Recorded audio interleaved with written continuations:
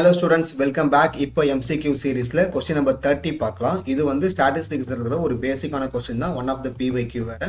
நான் எப்பவும் சொல்கிறது தான், கொஸ்டின் ஸ்க்ரீனில் வரும்போது நீங்கள் என்ன பண்ணணும், வீடியோவை பாஸ் பண்ணிவிட்டு டைப் பண்ணுங்கள், அதுக்கப்புறம் ப்ளே பண்ணி செக் பண்ணி உங்களுக்கு சொல்லி கொடுத்துட்றேன். இதுக்கு நான் காமனாக ஒரு கொஸ்டின் கொடுத்துருக்கேன். அதாவது questions involving the relationship between mean median மோடுக்கு ஒரு காமன் ஃபார்முலா கொடுத்துருக்கேன். என்ன ஃபார்முலா கொடுத்துருக்கேன்? Mode is equals to 3 times median minus 2 times mean அப்படின்னு. சரியா? இதில் நீங்கள் சப்ஸ்டியூட் பண்ணுங்கள், you'll get the answer. So மோடுக்கான ஃபார்முலா என்ன கொடுத்துருக்காங்க, என்ன வேல்யூ கொடுத்துருக்காங்க? 29 அண்ட் தென் மீடியன் வந்து 26 கொடுத்துருக்காங்க, மைனஸ் 2 times மீன்.